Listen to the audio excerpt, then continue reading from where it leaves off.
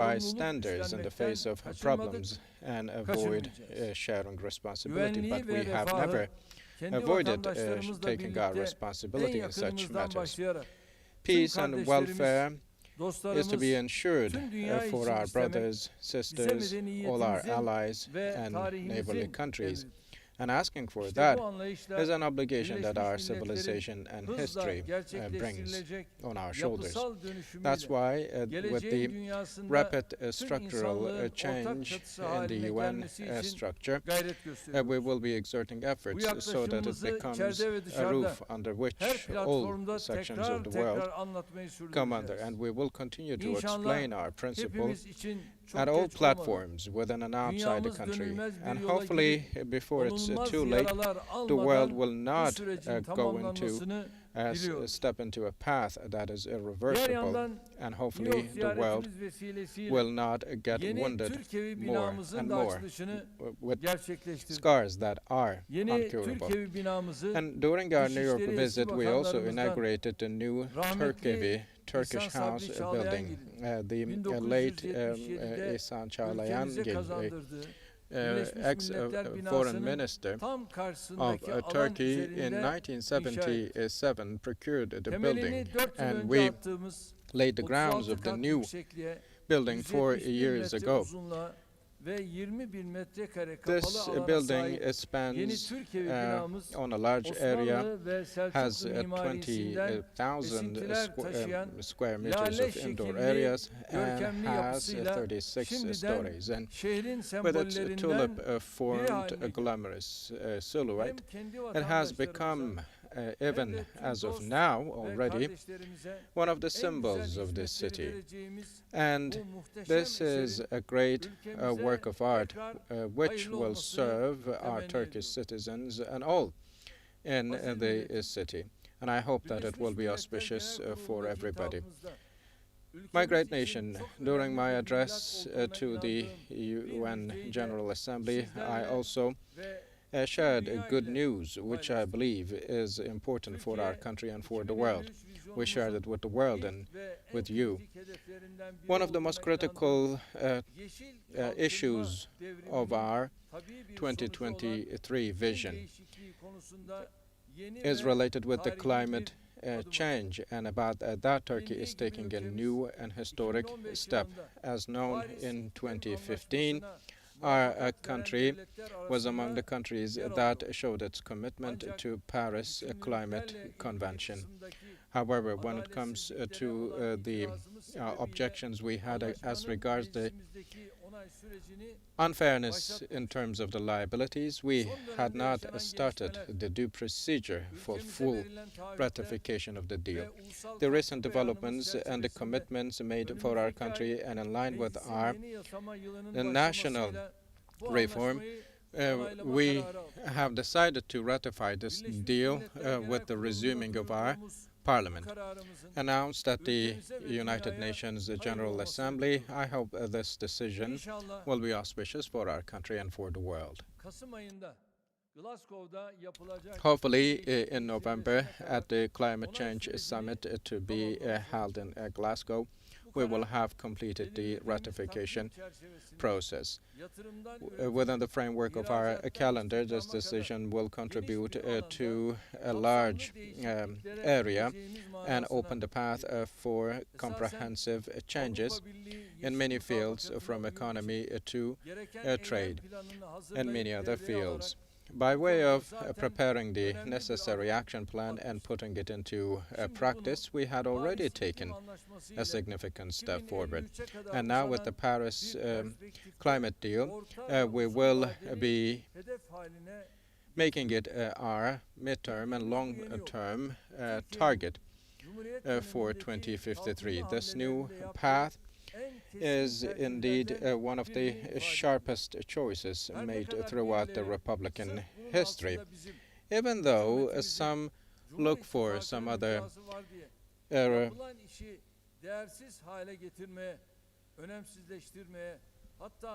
motives and try to show what has been done as insignificant, we indeed have made a very historic decision. First things first, those who fail to deliver on their commitments, even though they're party to the agreement, will not be able to criticize Turkey. On the contrary, at every platform, we will be forcing them so that they can assume their liabilities. The parties that will be demanded of social support, such as the EU, will be of the parties against which we will stand stronger. And our plans and programs and platforms will be prepared in the guidance of the new green structural reform. And this choice is not a loss or a compromise or luxury for us. On the contrary, it will be a roadmap for us so that we can prepare ourselves for the future. For a while already, we have been engaged in activities and practices such as renewable energy, state-of-art technologies, and expanding the forestry areas, and we have covered a significant mileage in this regard. The first electric car of our country has been designed. We have insisted on establishing nuclear energy power plants, and our incentives and encouragement for smart cities and buildings are some examples to break down in this regard. If the climate change is a reality and if it threatens the future of humanity, then Turkey, of course, will play a leading role in such a vital matter. Millions of people whose living places and settlements will submerge under water in the future, and who will be displaced from where they live, will encounter and endure such challenges even more harshly. When the world is faced with problems related with water resources, it is not possible for us to stay out of this. And in terms of the climate change, as it is the case for all other matters, we will always stand with and for the downtrodden and the oppressed. Just like we fight with all our power against terror and unfairness, we will be standing against unfairness and inequality as regards climate change-related problems. With our country's net zero emission plan, our relevant institutions have started their preparations for forestry, water areas, waste management, and many other relevant issues. The action plan will be put to effect after the ratification of our parliament.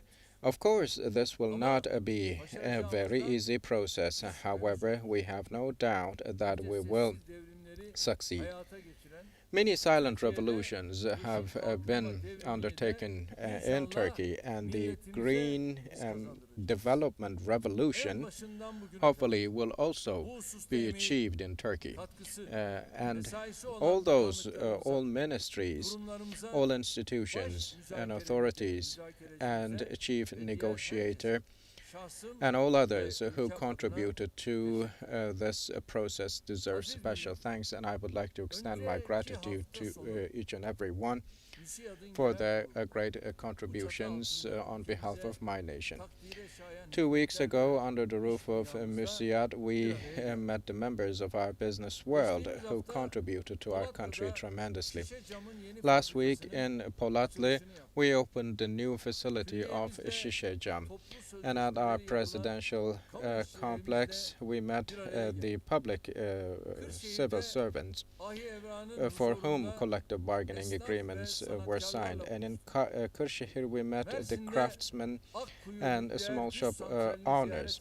And we in Mersin visited Akkuyu nuclear power plant and also participated to the mass opening ceremony.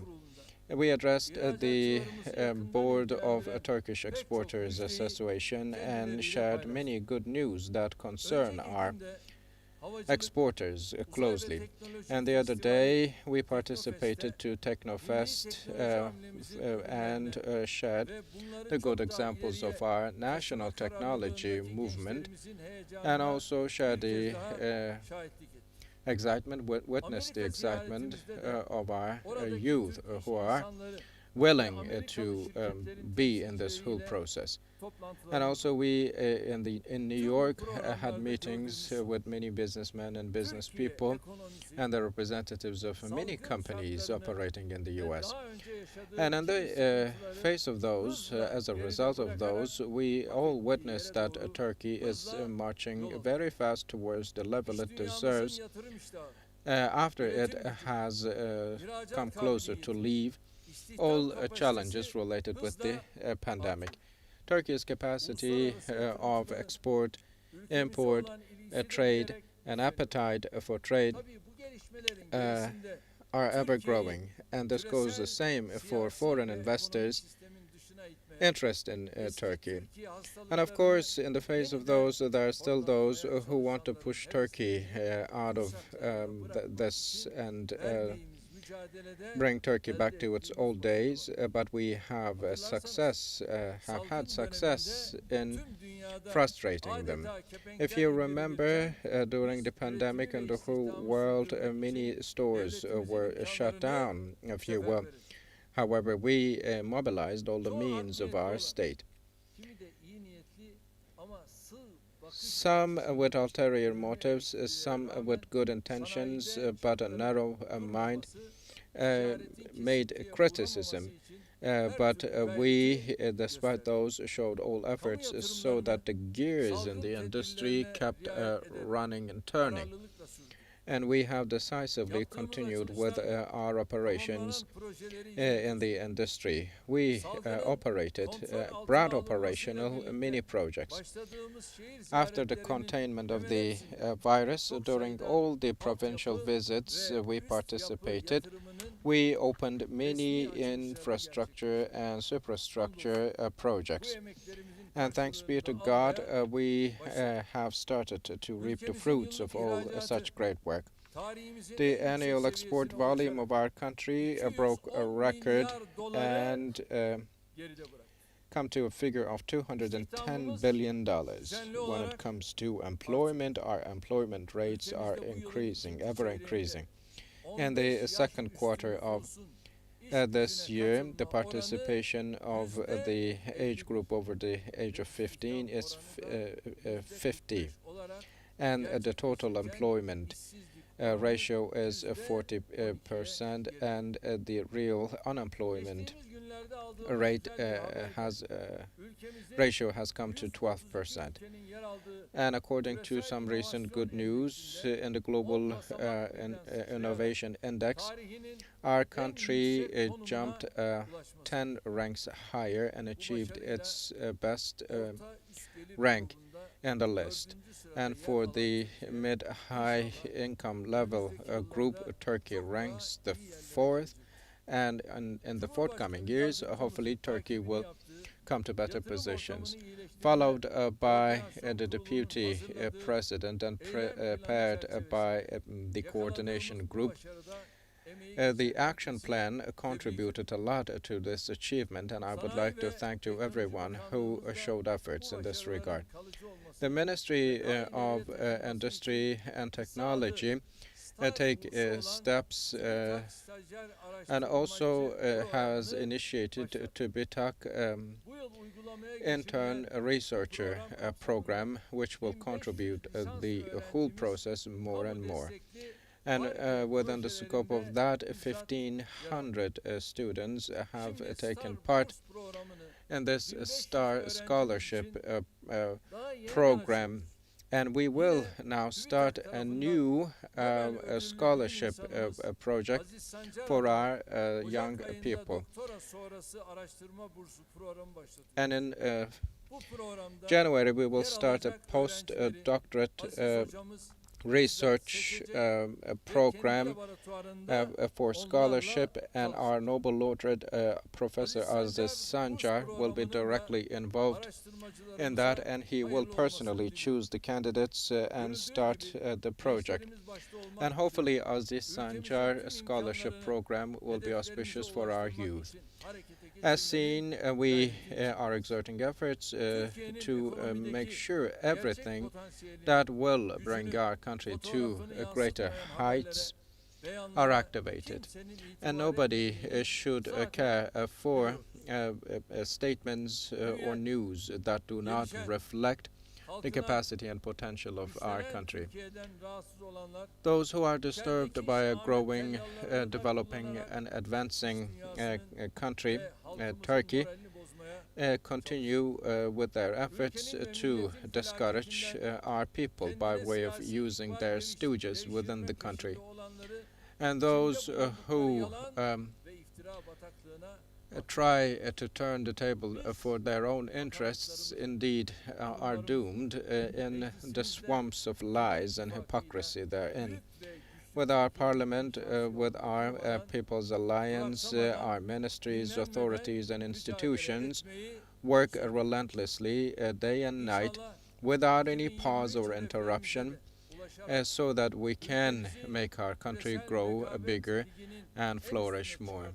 And we have this way brought our country to the top levels of the global competition league, and we have now been able to entrust a country to our next generations, a country which they will be proud. So to see the realities, one needs to look at what goes on in the world and follow everything ongoing in the world. Even taking a close look at that, even maybe a glimpse would be enough to see how different we are. Of course, we do not ask everybody to turn a blind eye, but we ask people, such people, at least to show some fair and just behaviors, and I believe that this is our right. My great nation, education has been one of the fields we attach the great importance to throughout our administration and governments.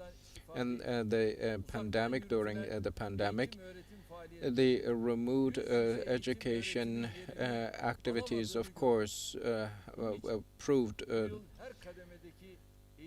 to fail in comparison to face-to-face education, and for that reason we have shown a determined stance for the continuation of face-to-face education.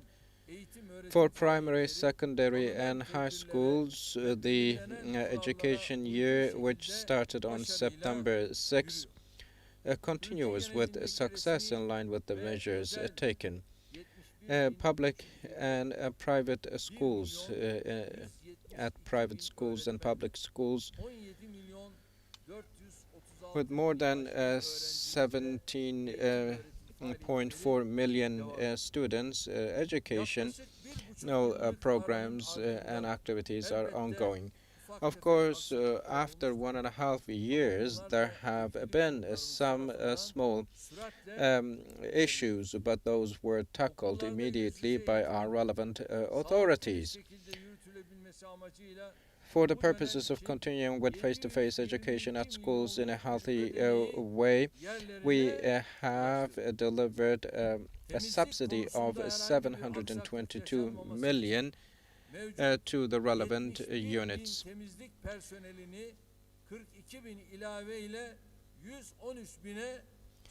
In order to ensure the cleaning and hygiene is at the top level at schools, the number of the cleaning staff at schools, which was 71,000, has been increased to 113,000, with 42,000 more staff recruited. And we also make a call on the teachers to get vaccinated for the full continuation of our education in line with the academic calendars shared before. Many schools started their education a year, and hopefully next week at our presidential complex we will be organizing an academic year opening for all the universities in Turkey. With the opening of the universities, there has been a very strong demand related with the accommodation demanded by students, and which is related with a break of 2 years. But there's one reality. Turkey is the country that has the highest number of higher education dormitories and beds in the world. My great nation, I would like to highlight that in particular. Recently,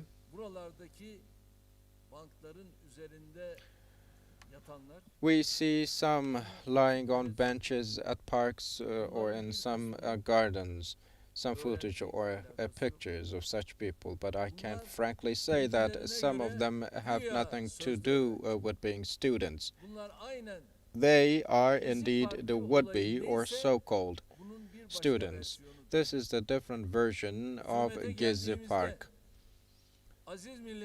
When we took power, the number of the dormitories in our country was 190, while it increased up to 774.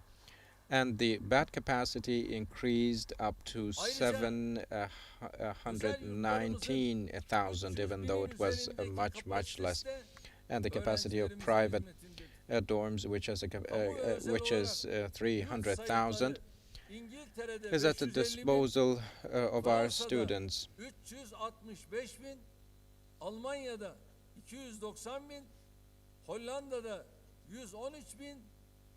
In the UK, the figure is 550,000. In France, it is 365. In Germany, it is 290,000, for example. However, with a 1 million bed capacity, our country is way ahead of many countries. And as you can see on the screen, our beautiful dorm buildings are at the service of our for our students. And in our country, as well as in northern Cyprus, we have our dorms. There is a record-breaking number of applications this year for the dormitories, which is 626,000.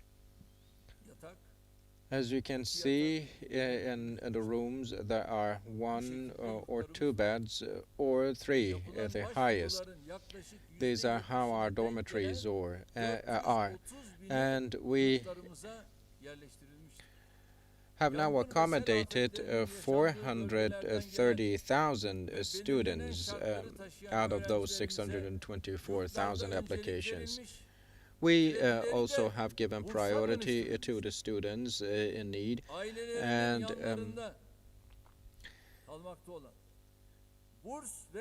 they have been granted with scholarships. I can also share with my nation that we have about 1.5 million students who are offered with grants or credits. Ev veya pansiyon türü yerlerde kalmayı tercih eden öğrencilerimiz de bulunmakta. And there are also students who prefer staying at places such as apartments, but the majority of the students who made application to our institutions have been accommodated, and all the facilities now have been at the disposal of our students, and we have uninterrupted work ongoing for further capacity growth in our dorms. There are many other dorms that are at the stages of construction, tender, or project, and with the completion of that, 130,000 1,000 more beds will be added to the capacity of our dormitories. In CHP's term, bunks and such type beds were where the students or people could sleep on in places like wards for 40, 50 people. However, now there are dormitories that have the standards of hotels, rooms with internet connection, and rooms are spacious. When we took power, the students were only paid 45 liras per month. However, this figure has increased up to 670, and we also ensured that our students are on a healthy diet thanks to the additional food-related assistance we make. And for undergraduate, graduate students, for PhD students, we offer grants, scholarships, or student loans. And when we took power, I would like to remind once again that the figure was only 45 liras per month. And all those, indeed, are the manifestations and only a small part of all our great works and projects we offer and create for our students. We have created the infrastructure and the opportunities for our students to benefit at the highest level possible. Let some others show themselves by lying or slandering or ill-speaking. But we, with our politics of building and designing projects, materializing projects, will continue on our path, and I wish the best of success for our students for the new education year.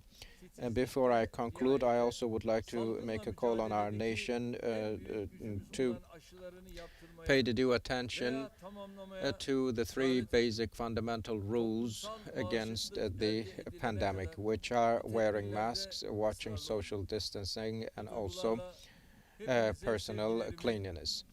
And with these thoughts in mind, I would like to extend my gratitude and extend my best regards to each and every one of you.